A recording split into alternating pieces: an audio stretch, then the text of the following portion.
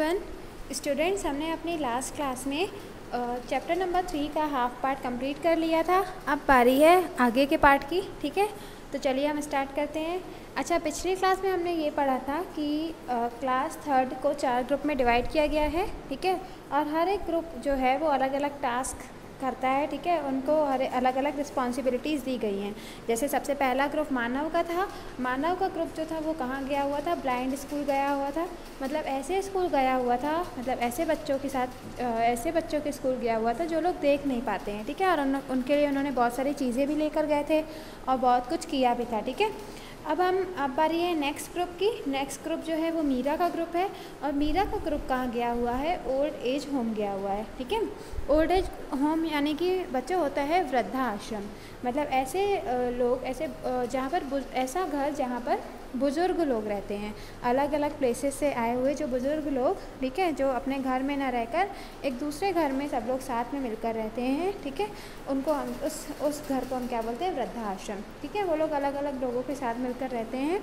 ठीक है, तो चलिए अब हम इसको पढ़ते हैं। देखिए, मीरा का ग्रुप जो है वो कहाँ गया हुआ है? ओल्ड एज होम गया हुआ है। ठीक है, और हर महीने वो लोग ओल्ड एज होम जाते हैं, वहाँ के लोगों के साथ थोड़ा सा टाइम स्पेंड करते हैं। ठीक है, वैसे तो ओल्ड एज होम में देखभाल करने के लिए नर्सेस रहती हैं, क्योंकि वहाँ पे बुज़ुर्ग लोग रहते हैं तो उनकी देखभाल करने के लिए नर्सेस वहाँ पर रहती हैं। लेकिन फिर भी वहाँ के जो लोग हैं वो वेट करते हैं कि कब ये बच्चे आएंगे, हमारे साथ टाइम स्पेंड करेंगे, क्योंकि उनको भी उन बच्चों के साथ मिलकर बहुत अच्छा लगता है, एक अपनापन फील होता है। ठीक है, तो जितना मज़ा बच्चों को उनके साथ आता है उतना ही मज़ा जो ओल्ड एज होम के लोग हैं उनको भी बच्चों के साथ आता है। ठीक है, और बच्चे जो हैं वो इस बार जब गए हैं तो वो लोग ना उनके लिए एक प्रोग्राम प्रिपेयर करके गए हैं ताकि वो एंटरटेन कर सकें उन लोगों को। जैसे हमारे स्कूल में होता है ना, 15 अगस्त 26 जनवरी में आप लोग प्रोग्राम करते हैं, डांस करते हैं, गाना गाते हैं, ड्रामा वगैरह करते हैं।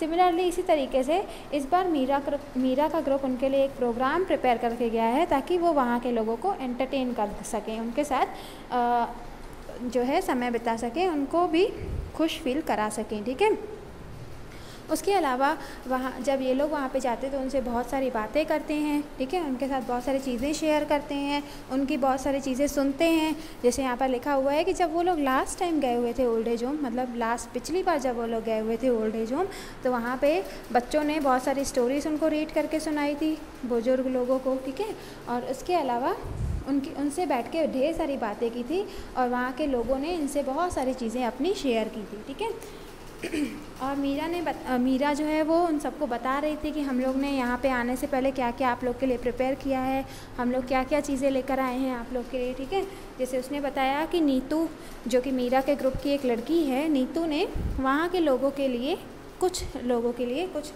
लेडीज़ के लिए लेटर लिखे हैं। ठीक है, और उनको पढ़ पढ़ के वो लेटर उसने सुनाए। ठीक है, उसके अलावा रोहित जो है वो हेल्प कर रहा था मिस्टर नटराज की। मिस्टर नटराज वहाँ पे रहते होंगे तो उनकी बुक शेल्फ, मतलब जहाँ पे वो अपने बुक्स रखते हैं, उसको क्लीन करने में, उसकी साफ़ सफाई करने में रोहित उनकी हेल्प कर रहा था। ठीक है, और साथ ही साथ रोहित जो है वो अपने उनके लिए कुछ बुक्स लेकर आया था। ठीक है, और जो ओल्ड एज होम में जो लोग रहते हैं उनके लिए बुक भी लेकर आया था ताकि वो लोग पढ़ सके। और वो बुक किससे लेकर आया था? अपने फादर से लेकर आया था। ठीक है, the children made a birthday card for miss Mehta. और उसके अलावा मिस मेहता का बर्थडे था तो वो लोग मिस मेहता के लिए एक बर्थडे कार्ड भी लेकर आए।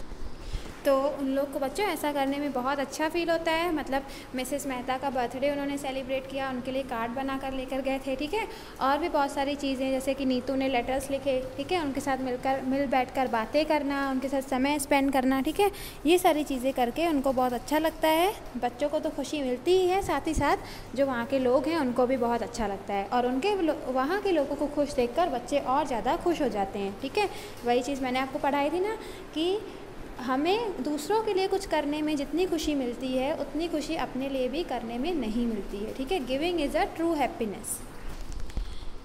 नेक्स्ट है हमारा फिर नेक्स्ट ग्रुप जो है वो कहाँ गया हुआ था? The orphanage. ऑर्फनेज मीन्स बच्चों होता है अनाथालय। ठीक है, अनाथालय मीन्स क्या होता है? ऐसी जगह जहाँ पर अनाथ बच्चे रहते हैं। अनाथ मीन्स जिनके मम्मी पापा नहीं होते हैं। ठीक है, अब कोई भी रीज़न हो सकता है, शायद उनके मम्मी पापा को कुछ हो गया हो। ठीक है, कोई भी चीज़ की वजह से अगर उनके मम्मी पापा नहीं हैं तो वो बच्चे जो यहाँ पर रहते हैं अनाथ आश्रम में, उनको हम क्या बोलते हैं? ऑर्फेन्स बोलते हैं। ठीक है, तो विक्रम जो है उसका ग्रुप कहाँ गया हुआ है, ऑर्फनेज गया हुआ है, ठीक है। तो ऐसे बच्चे जिनके पेरेंट्स नहीं होते हैं उनको हम ऑर्फन बोलते हैं, ठीक है। The children participating in this project have done a marvellous job of collecting jam, pickle, sauces, fruit and second hand woollen clothes for the children at the orphanage. यहाँ जो विक्रम का ग्रुप यहाँ पे गया हुआ था, तो इन बच्चों के लिए वो लोग ना बहुत सारी चीज़ें लेकर गए हुए थे। ऑर्फेंस जो वहाँ पे रहते हैं बच्चे, उनके लिए विक्रम का ग्रुप बहुत सारी चीज़ें लेकर गया हुआ था। क्या क्या चीज़ें लेकर गया हुआ था? उनके लिए जैम्स लेकर गए थे, पिकल मीन्स होता है बच्चों अचार लेकर गए थे, ठीक है। अलग अलग सॉसेस लेकर गए थे, फ्रूट्स लेकर गए थे, और उसके साथ ही साथ कुछ second hand woollen clothes. Second hand मतलब कि जो जैसे हमारी कुछ चीज़ें रहती हैं, हम लोग उसको यूज़ करते हैं, फिर अगर वो छोटी हो जाती हैं, ठीक है, फिर हम लोग उसको यूज़ नहीं कर पाते तो किसी और को हम लोग सोचते हैं दे दे तो किसी और के काम आएगा। तो ऐसे वो लोग बहुत सारे वूलन क्लोथ्स मतलब स्वेटर वगैरह लेकर गए थे उन बच्चों को देने के लिए, ठीक है।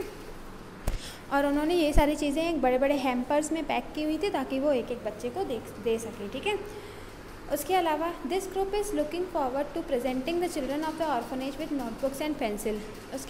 इन चीज़ों के अलावा ये जो बच्चे हैं उनके लिए नोटबुक और पेंसिल भी लेकर गए थे, ठीक है। और ये सारी चीज़ों के लिए उनके पास पैसे कहाँ से आए थे?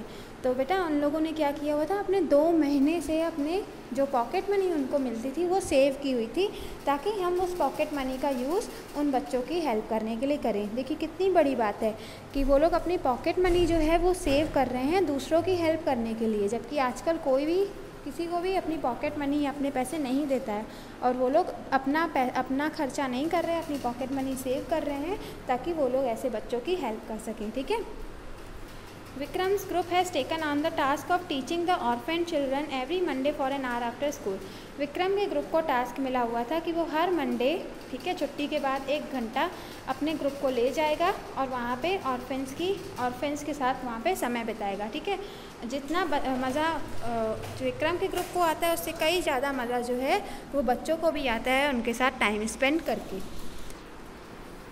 ठीक है बच्चों। तो अभी हमने यहाँ पर जो है दो और जो ग्रुप थे उनके टास्क पढ़ लिए। एक हमने पढ़ा ओल्ड एज होम और दूसरा पढ़ा ऑर्फनेज, ठीक है। आज के लिए इतना ही, अब हम आगे का नेक्स्ट क्लास में पढ़ेंगे। अच्छा, आज का जो आपका वर्क है वो ये है कि आपको अपने घर में जो भी आपके ग्रैंड पेरेंट हैं, ठीक है, आपके दादा हैं या दादी हैं, या फिर अगर मान लीजिए आपके साथ वो लोग मान लीजिए नहीं रह रहे हैं, कहीं गाँव वगैरह में रह रहे हैं, ठीक है, कहीं और प्लेस में रह रहे हैं, तो उनके लिए आपको एक कार्ड बनाना है, ठीक है, एक ग्रीटिंग कार्ड बनाना है, और उनको वो आपके लिए कितने इम्पॉर्टेंट है उस कार्ड में आपको लिखना है, ठीक है। तो आपका आज का वर्क क्या है कि आपको एक ग्रीटिंग कार्ड बनाना है अपने ग्रैंड पेरेंट्स के लिए, ठीक है। ओके बच्चों, थैंक यू।